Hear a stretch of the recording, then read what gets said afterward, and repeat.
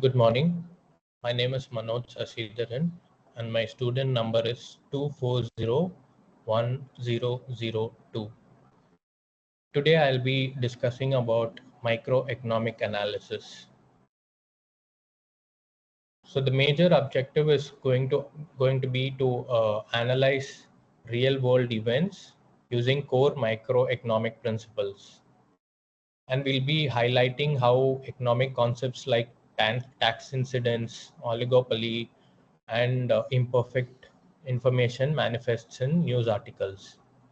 So I've chosen three different news articles from the past 3 months.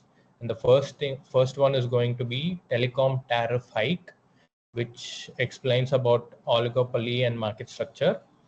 And the second one is property tax hike in the city of Chennai in India. This deals tax incidence and elasticity. The third and the final one is going to be health insurance claim. This talks about imperfect information.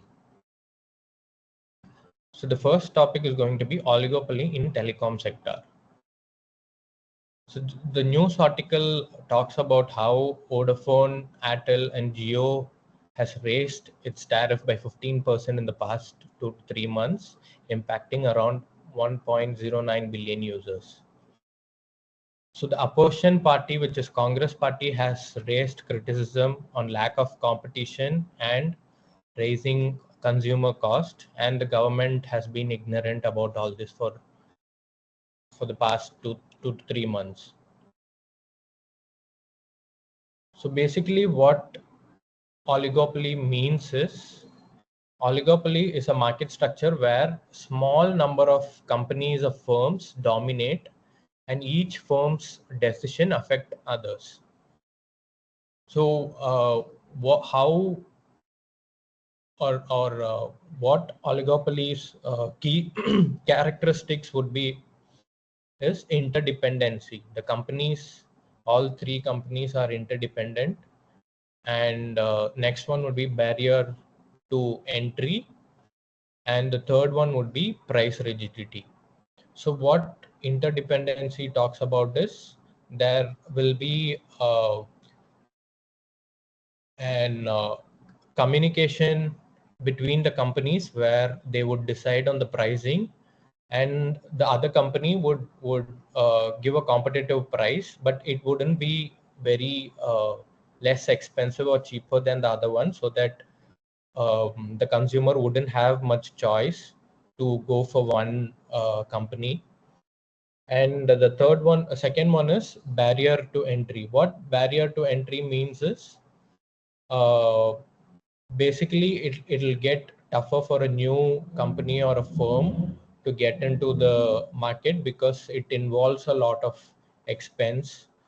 And the third one is price rigidity. So what happens is when these 3 or 4 companies start uh, fixing the fixing the product price, what happens is uh, either of the company wouldn't want to reduce their product price. So the price is going to be very rigid and probably it'll get even more expensive in the coming years. So here is a pie chart of the telecom company shares in India. And as you can see, the major share is occupied by Reliance Jio, which is 36% of the whole telecom industry. And the next major player is Airtel, which is 31.63%. The third one is Vodafone, which is 22.37, and the rest is shared between BSNL, Reliance Communication, and MTNL. So when we talk about high barriers to entry, it is mainly because of the infrastructure and capital requirement. Since telecom industry involves a lot of infrastructure and a huge capital investment, most of the players wouldn't want to risk getting into telecom industry. When considering when the market is oligopoly, which is dominated by three major companies. So as I explained, the price strategies of the companies are to avoidance of price wars through mutual understanding. So they wouldn't want to get into a phase wherein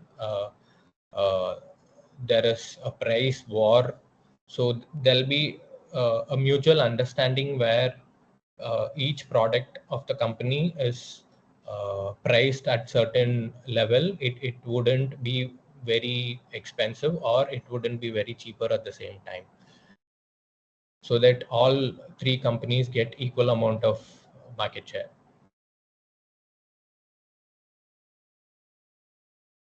So what are the impact of telecom tariff hikes? So majorly the consumer effect is uh, reduced affordability and increased expense. For a layman or a common man, it is going to increase their expense, and they won't be able to afford. And since it is an oligopoly market, and since there are going to be only very less companies, there are going to be limited alternatives in the market.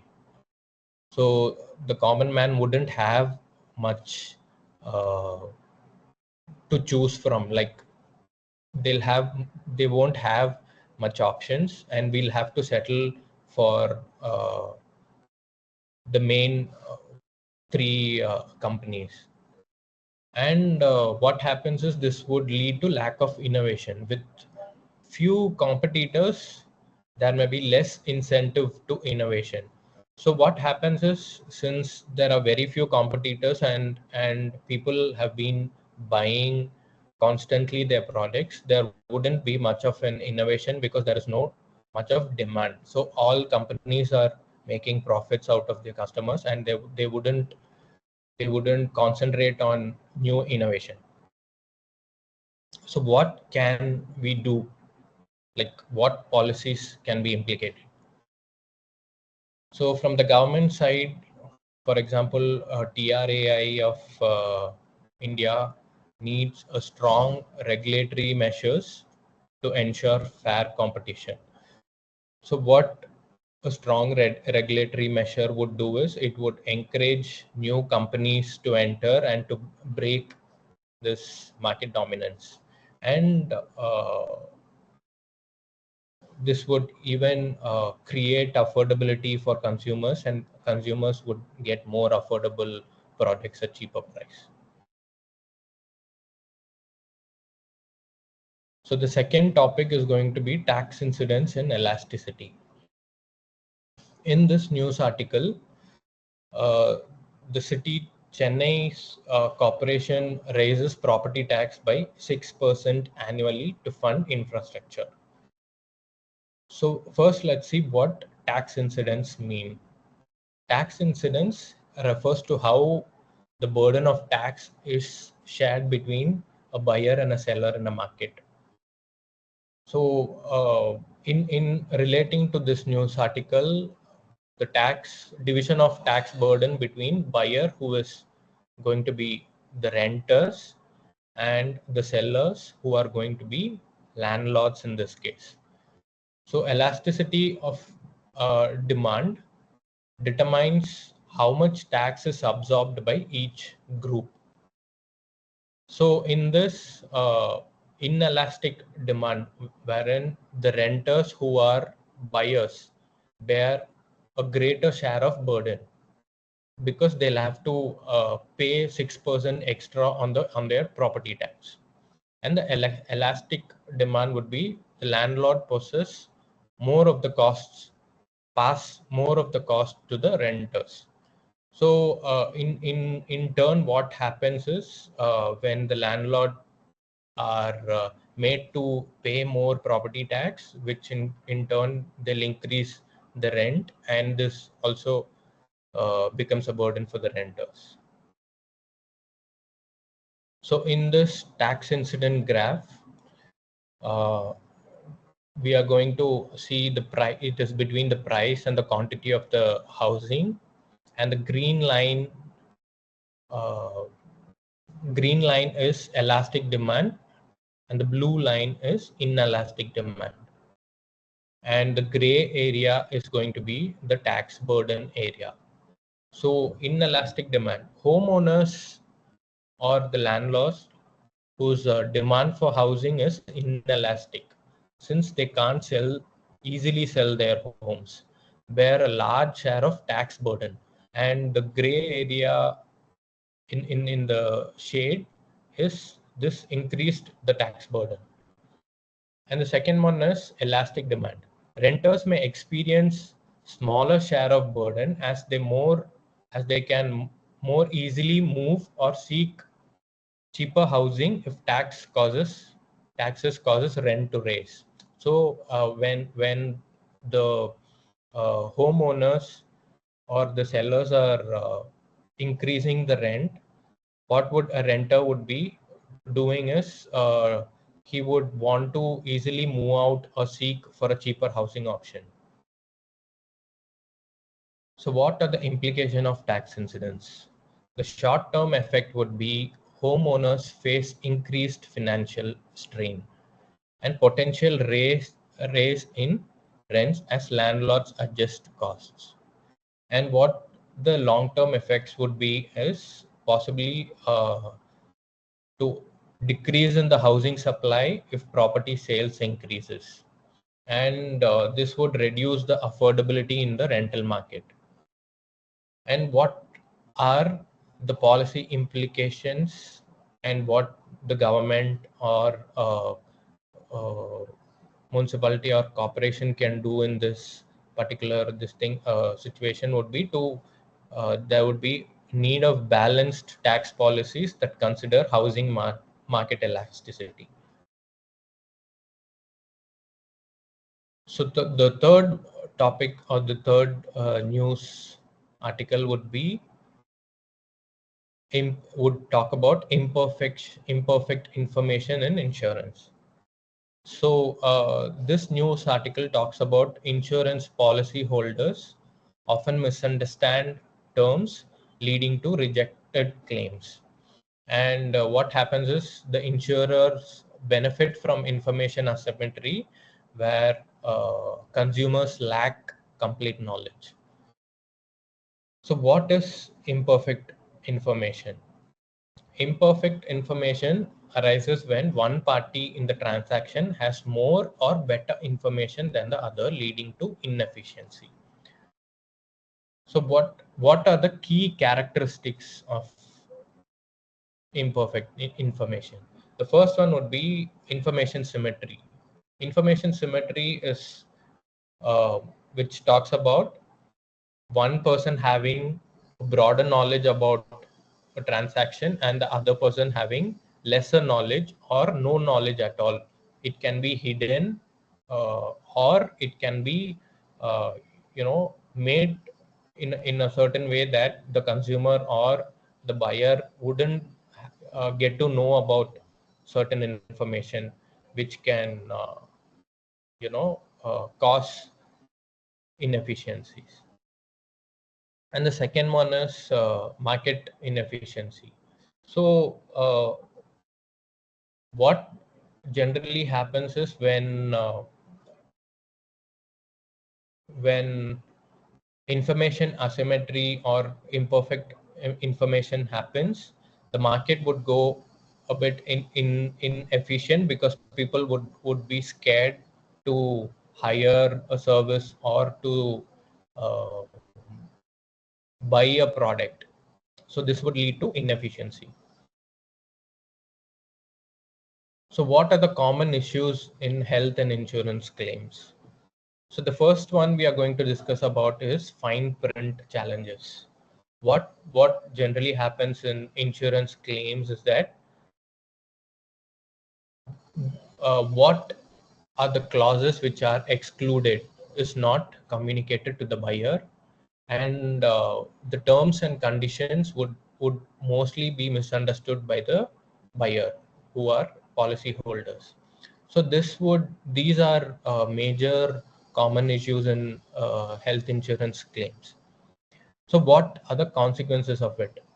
So what would happen is financial loss for the consumer, wherein when people would want to go to the hospital and afford a medical emergency or a medical service, they wouldn't be able to do so because of, few uh, terms and conditions wouldn't be uh, discussed better enough or understood better enough by the policy holder. So this would incur in a financial loss for the consumer. And in turn, what happens is this reduces trust in insurance providers. So people are going to be more skeptic about whether they want to take it up, or if the company is legit enough, and all of these trust issues would raise. So what are the recommendations to address imperfect information? What a consumer can do is one can thoroughly read policy documents, get to know what they're subscribing for, and get to know what are the exclusions, what benefits he wouldn't be getting by subscribing to particular insurance. And what are the governmental policies recommendations would be regulatory measures for clear policy disclosures. This should be made mandatory because every hard-earned money of every person is going to be invested in medical insurance, and the insurer should be should make the policy terms and condition very clear, so that the consumer has basic idea of what he is subscribing to. And the next policy recommendation would be to standardize insurance documents for transparency. It should be available on all internet, and it should be available through their brochures or whatever mode of communication is. It should be easily accessible so that a consumer would be he can access it more, and he can get to know what the terms and conditions are in a better way. So we've seen three main topics of microeconomics, and the conclusion part is to the key takeaways are microeconomics. Generally, it equips us with the tool to critically analyze and address societal issue. So this what how it helps is from, it can be anything, like from ranging from a housing affordability to market competition and consumer protection. And in our very day-to-day life, we can implement all of these topics, and we can get to know about how to uh, make better decisions in life. And so basically, the policymakers, or the government in this case, can craft regulations that ensure equity and efficiency. And the businesses can foster trust and long-term sustainability in their operations by following all this. And the consumers can make informed decisions, contributing to healthier market dynamics. So ultimately, integrating all of these microeconomic insights into everyday decision making leads to more equitable and efficient markets, benefiting all the individual and the society as a whole. By addressing imbalances, we can strive for economic system that work for everyone. And these are the references which I have taken the news articles from. The first one is from the New Indian Express, dated September 28th of 2024. The second one, which talks about the health insurance claim, is from the NDTV Profit, which is dated October 5th of 2024. And the last one, wherein